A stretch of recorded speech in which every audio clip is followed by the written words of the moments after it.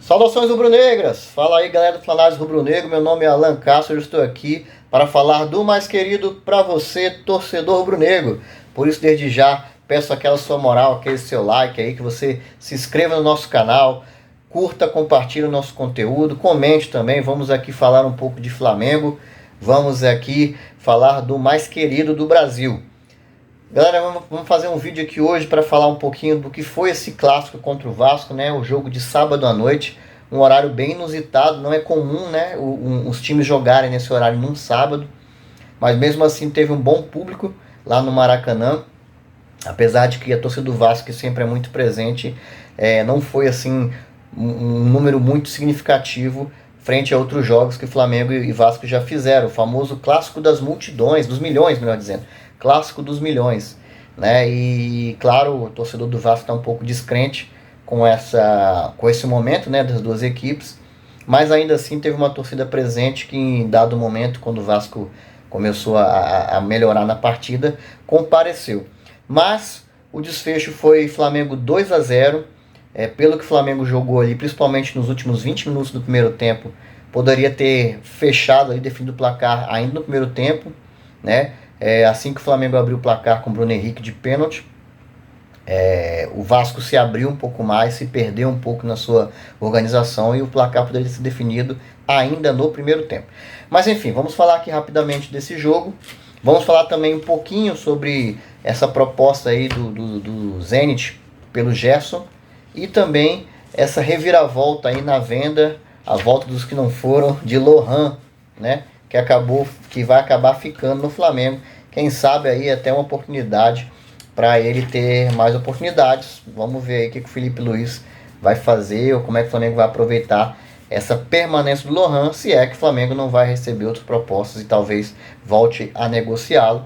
Mas o fato é que já foram encerradas as negociações com o clube russo, com o CSKA. Então, galera, é isso aí. Rapidamente, vamos falar primeiramente sobre o jogo, né? Bom, o Vasco, apesar de que é unânime, você vê os discursos dizendo que foi um jogo que o Flamengo é muito superior, que o Flamengo amassou, que o Flamengo mostrou a diferença das duas equipes, ainda assim, pensando na estratégia para esse jogo específico, o Carille, né, que é um técnico que já tem esse hábito de construir as suas equipes, eventualmente de elenco um pouco mais limitado, com uma tendência mais defensiva, para tentar explorar os erros do adversário, veio com uma estratégia interessante para esse jogo contra o Flamengo. E apesar de todo esse cenário e de toda essa impressão que tiveram, não foi um jogo que o Vasco vendeu tão fácil, né? E isso devido à estratégia escolhida pelo técnico vascaíno, Cruz Maltino, vamos dizer assim.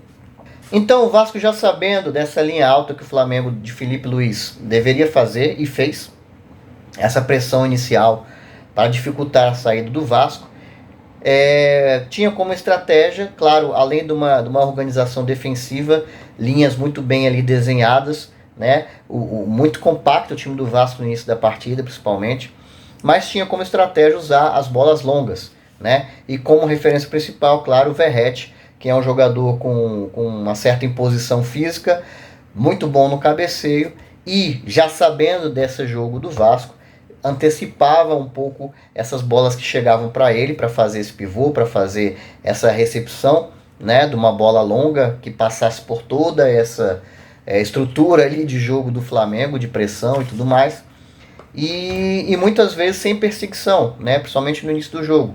Ou seja, ele vinha já sabendo desse movimento que ele precisava fazer, conseguia se desvincular, não tinha ninguém a princípio atrás dele, e ganhava muito dessas bolas, esse jogo aéreo que vinha para ele. Era a forma que o Vasco tinha de tentar chegar ao ataque, né?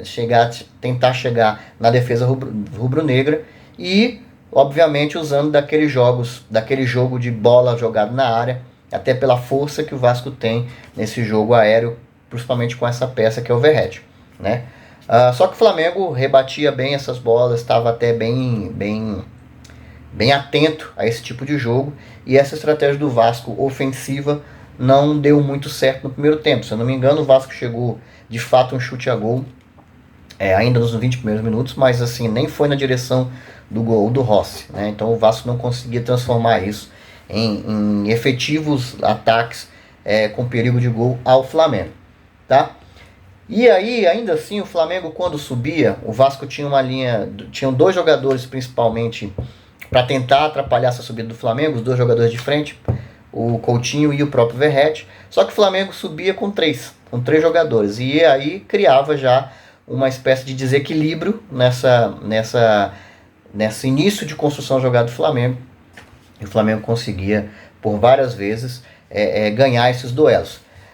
O Flamengo tinha dois polos, dois lados com uma configuração um pouco diferente. Pelo lado esquerdo do Flamengo já tinha uma linha de jogo mais associativa, né, de mais de aproximação, de construção, com o Michael, com o Arrascaeta, que por vezes caía por aquele lado, porque um próprio Varela, que estava ali jogando mais uma vez improvisado, digamos assim, pelo lado esquerdo, ele que é um lateral direito, e justamente por ser o pé não dominante, a tendência dele era cortar para o meio, era construir pelo meio e fazer esse jogo mais associativo ali por aquele lado. Só que o Vasco por aquele lado estava com muitos jogadores, estava muito povoado. Então, as poucas vezes no início da partida que o Flamengo conseguiu construir uma jogada lá, aliás, com uma bela jogada com o próprio Michael, recebendo ali mais no fundo, conseguindo levar a bola ao fundo, foi mérito do jogo do Flamengo, que conseguiu furar, digamos assim, esse bloqueio, esse povoamento do Vasco, né? Contudo, pelo lado direito, né, o Flamengo que tentava fazer esse jogo de a bola vai para lá, a bola vai para cá, para tentar balançar a zaga do Vasco, né, o sistema defensivo do Vasco.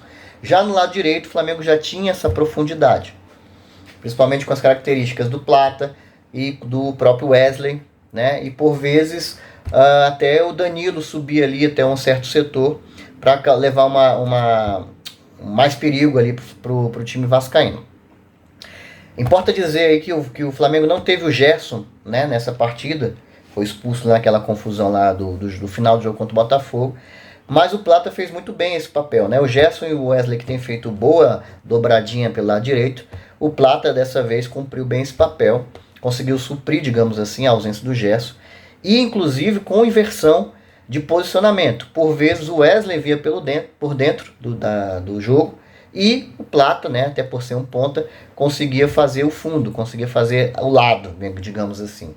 E essa inversão aconteceu algumas vezes, inclusive na jogada do pênalti, que foi o primeiro gol do Flamengo, né? A jogada começou com o Danilo pelo lado direito. O Danilo que fez o movimento como se fosse virar o jogo, mais uma vez fazer o rodar a bola do Flamengo. Três jogadores que estavam mais próximos ali do Vasco, né, meio que mirando no próprio Danilo, e eu não me engano agora, não me lembro agora quem era o outro jogador do Flamengo que estava ali por perto, mas as atenções estavam voltadas para esse jogador do Flamengo. O Danilo acabou voltando ali o seu movimento, e com isso achou um corredor em diagonal, e deu um belo passe furando essa primeira linha do Vasco. Com esse passe achou o Arrascaeta jogando de frente, ali já entre linhas, né, com muita liberdade naquele momento. Ele, claro, é um jogador de muita técnica, muito diferenciado nesse sentido. Nesse momento, o Wesley próximo do Arrascaeta por dentro e o Plata pelo lado de campo, fazendo ali a ponta. O Arrascaeta acha o Bruno Henrique, que também fez um movimento muito bom, desmarcado naquele momento, girou e achou a entrada do Plata, que estava vindo pelo lado, entrando na área. Rapidamente, com toque, o Plata tirou do seu marcador. E o segundo ali, defensor do Vasco, que na verdade era o meia, que estava improvisado, né, o tal do Zucarello, acabou fazendo o pênalti. Chegou atrasado, chegou por trás, bateu ali no pé do Plata, ele ia chutar em gol naquele momento, acabou sendo pênalti indiscutível, apesar do chororô. E o Flamengo abriu o placar com o Bruno Henrique batendo o pênalti muito bem, né, apesar do goleiro ter ido no mesmo lado. E foi uma partida muito boa do Bruno Henrique, fazendo esse papel de pivô, fazendo papel de referência, né? Quando o Flamengo estava com 4-2-3-1, talvez ele sendo esse 1, né? Fazendo uma das melhores partidas dele nesse tipo de jogo, de posição, de referência, tá? Depois que o Flamengo fez 1-0, né? Não foi como eu falei, o Vasco não vendeu tão fácil assim esse gol. o jogo muda um pouco de figura. Aí já eram uns 30 e poucos, né? Esse gol do Flamengo, não lembro, me recordo aqui ao certo. O Vasco meio que sente o gol, né? Parece que a estratégia que eles tinham preparado cai por terra. E aí o Vasco se perde um pouco a sua organização defensiva. E aí sim começa a ser envolvido pelo jogo do Flamengo. Abre muitos espaços, começa a se perder um pouco nessa marcação. E aí o Flamengo, como diz, deita no jogo. O Flamengo domina amplamente. É o momento que o Flamengo esteve melhor em toda a partida e começa a construir várias oportunidades de gol. O Wesley com muita liberdade. O Arrascaeta perdeu 2 gols, que não é muito característico do Arrascaeta, perder esse tipo de gol. E o Flamengo foi amplamente dominante. Poderia ter saído do primeiro tempo já com o jogo definido. E até chegou a fazer o segundo gol numa bela jogada, dessa vez pelo lado direito de ataque, com o Varela participando dessa jogada. Mas conseguiram ali achar que no início da jogada, no primeiro toque que o Varela deu, ele estava voltando um pouquinho à frente da linha do que o Vasco fazia. E infelizmente o gol foi anulado, mas foi uma bela jogada do Flamengo. Já nesse momento que o Flamengo funcionava muito bem seu sistema, o sistema que envolvia o Vasco naquele momento e criava muita dificuldade para a equipe Cruz Maltina. Tá? No segundo tempo, gente, o Vasco melhorou um pouquinho. O Vasco e o Flamengo, apesar de não ter mudado peças, mudaram um pouco suas posturas no jogo. E o Vasco começou a jogar mais aproximado, né? Conseguiu liberar um pouco mais os lados para os seus laterais subirem, principalmente pelo lado direito com o Puma, lateral uruguaio, e fez com que e criou dificuldades para o Flamengo. E o Flamengo tinha um detalhe, que o próprio Arrascaeta, que vem fazendo esse trabalho, né, de aos poucos vem pegando de controle de carga, principalmente com o Arrascaeta, e o Varela, que já estava bem cansado, até porque o Varela teve uma situação aí de que ficou um tempo sem treinar na família, já tinha jogado outra partida, já não está, e sem falar que ele estava jogando no lado invertido, né, digamos assim, já não estava mais fazendo os seus papéis taticamente falando, principalmente o Arrascaeta. E isso acabava ali no meio, né, no caso do Arrascaeta, deixando um espaço muito grande, e o Vasco vinha explorando esses espaços deixados para o Flamengo. Como eu disse, criou dificuldade, e o Vasco passou a fazer com os seus pontas, né, principalmente pelo lado direito, o seu jogo principal, que é bola jogada na área, para o jogo do Verratti, jogo aéreo. Ele é muito bom cabeceador, já falei isso no início do live. E assim o Vasco chega com perigo na área do Flamengo e consegue uma bola no travessão. Na ocasião ali seria o empate do Flamengo, do Vasco na partida, já que o Flamengo não conseguiu transformar a sua superioridade no primeiro tempo em mais gols, né? Só que aí esse jogo começa a mudar quando o Felipe Luiz faz a sua primeira grande troca, né? Troca de uma vez, tira o Arrascaeta, tira o Varela, que não estavam bem, já estavam cansados, e tira também o Everton Araújo. E aí o Flamengo coloca o Léo Ortiz, joga o Léo Pereira para a ponta esquerda como lateral no lugar do Varela. Até achei que o Felipe Luiz iria experimentar 3 zagueiros. Entra com o Alan também, que reforça ali o meio de campo e tem mais qualidade que o Everton Araújo. O Alan vem fazendo um bom início de temporada. E o Everton Araújo entra o Luiz Araújo, que também é outro jogador fantástico. Ele que deu um belo de lançamento ali no segundo tempo, rapaz. E para a corrida do Michael, uma pena que ele machucou e teve que sair do jogo, momento que entra o Cebolinha. E o Cebolinha acaba, assim, por ironia do destino, acaba fazendo o gol, né? O segundo gol do Flamengo, o gol que definiu a vitória rubro-negra. Mais uma vez, uma jogada que começa com o Rossi, né? O Rossi tem feito bastante essas jogadas de bater ali para tentar achar um jogador do Flamengo, acelerar um ataque do rubro-negro. Dessa vez um pouco mais para trás do meio de campo, acho o Wesley, que domina a bola no peito, com muita liberdade. O Vasco já tinha se perdido após essas mudanças do Flamengo. O Flamengo melhorou muito o jogo, conseguiu fechar esses espaços, conseguiu anular essa subida dos laterais, como o Vasco vinha fazendo. Acha o Wesley com muita liberdade, o Wesley conduz ali em diagonal para o meio do campo, chega até próximo à área do Vasco, tenta um passe para o Bruno Henrique. O passe é interceptado, mas para a infelicidade do Vasco, a bola sobe para o Wesley, ele toca para o Cebolinha, e aí vem aquela qualidade, a grande diferença, né, a diferença principal, melhor dizendo, do elenco do Flamengo para o elenco do Vasco. As peças tem muito mais qualidade, individualmente são muito mais talentosos. E o Cebolinha acerta um belo de um arremate no ângulo, sem nenhuma chance para o goleiro vascaíno, Léo, acho que é Léo, né? O Jardim. E realmente fecha ali o caixão, já não tinha mais o que o Vasco fazer naquele momento, mesmo com as últimas alterações. O Carille tentou ainda voltar para o jogo, mas já não dava mais para o Vasco. E assim definiu muito bem a vitória do Flamengo. Flamengo que já está classificado, é o líder do campeonato. E o Vasco precisa agora ganhar a última rodada, que é justamente o clássico contra o Botafogo. E talvez quem ganhar nesse clássico garante a sua classificação para a próxima fase. Então, só alguns números para encerrar esse assunto do jogo. Bruno Henrique, com esse gol de pênalti, chega a 98 gols com a camisa rubro-negra, sendo 9 gols contra o Vasco. É um verdadeiro carrasco aí do adversário do Flamengo. Tendo 20 gols em clássicos estaduais, clássicos regionais, né? E um dos principais ali do confronto. E chegando a 56 gols como terceiro maior artilheiro do Maracanã, ficando atrás apenas de Pedro e Gabigol, né? Então, realmente, o Bruno Henrique, juntamente com esses dois, com esses três, né, que dá para incluir o Arrascaeta, realmente tem um desempenho incrível com a camisa rubro-negra. Galera, só os números aqui do confronto, né? É impressionante. Desde 2017, fazendo um corte de 30 confrontos entre Flamengo e Vasco, foram 17 vitórias rubro-negras, 11 empates e apenas 2 vitórias do Vasco, sendo 50 gols marcados pelo rubro-negro e 23 pela equipe cruz-maltina, 68% de aproveitamento do rubro-negro. E se a gente pegar desse mesmo período, só que um corte menor, os últimos 20 jogos, a coisa fica ainda mais feia. O Flamengo venceu 16 desses últimos 20. 16. 2 empates e apenas as mesmas 2 vitórias do Vasco, ou seja, 80% de aproveitamento do Flamengo no confronto contra o seu rival. É muita coisa para uma rivalidade, digamos assim. O principal rival do Flamengo é o Vasco, né, historicamente falando.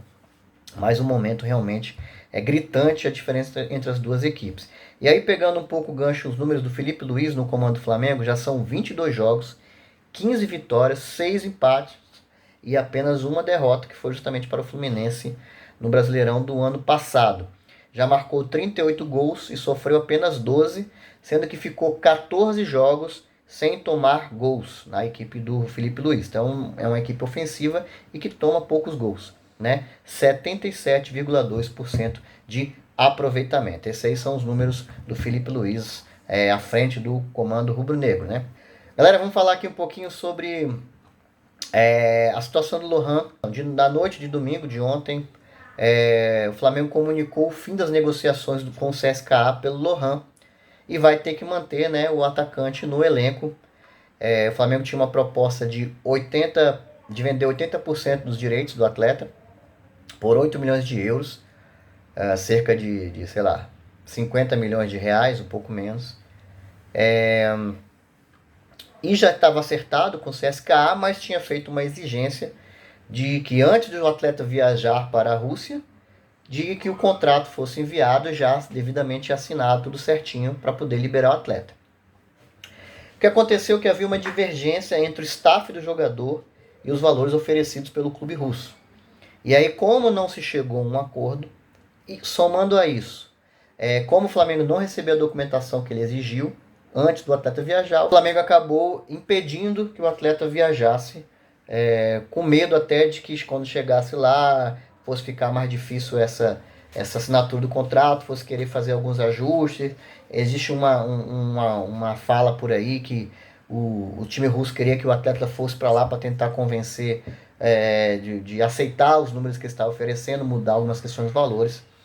Enfim, o fato é que essa negociação foi encerrada e o atleta permanece, atleta de 18 anos apenas, né, Lohan, permanece no elenco rubro-negro. Vamos ver aí como que o Felipe Luiz vai aproveitar o Lohan, né? Eu sei que o Flamengo vai ter muitos jogos na temporada, tem a questão das convocações, pode ter a questão das lesões, então vai ter, na minha opinião, tem muitas oportunidades para o Lohan, que se ele quiser, se ele voltar ali a treinar e tal, se empenhar, terá a chance sim de jogar e entrar nesse rodízio do Felipe Luiz, tá? E para fechar aqui nosso vídeo, o Zenit, que fez uma proposta oficial para tentar levar o Gerson, né, tirar o Gerson do Flamengo por 18 milhões de euros. Graças a Deus e ainda bem, né, e obviamente o Flamengo acabou recusando, e recusou, parece também, segundo o canal Coluna do Fla, né, uma proposta também do clube Zenit, né, pelo Wesley, né. Obviamente o Flamengo já está aí fazendo uma espécie de leilão, mapeando qual a proposta que vai aceitar do Wesley. Muito dificilmente o Wesley fecha essa temporada no rubro-negro, até por tudo que ele está jogando, né, no Flamengo, toda a evolução do atleta. E o próprio Gerson, que tem sido uma das principais peças nesse time do Flamengo desde o ano passado. Os dois, né, fecharam o ano passado com os principais jogadores rubro-negros.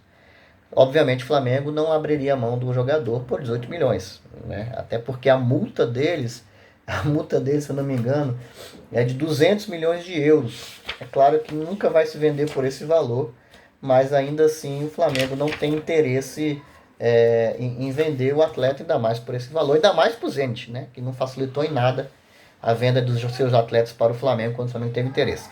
Então é isso, galera. O Gerson fica, o Lohan fica e o Flamengo, se Deus quiser, será o campeão carioca e vai começar muito bem a temporada já ganhando tudo que disputou. Saudações rubro-negras, até o próximo vídeo. Mais uma vez peço que deixe seu like, se inscreva no nosso canal. Valeu!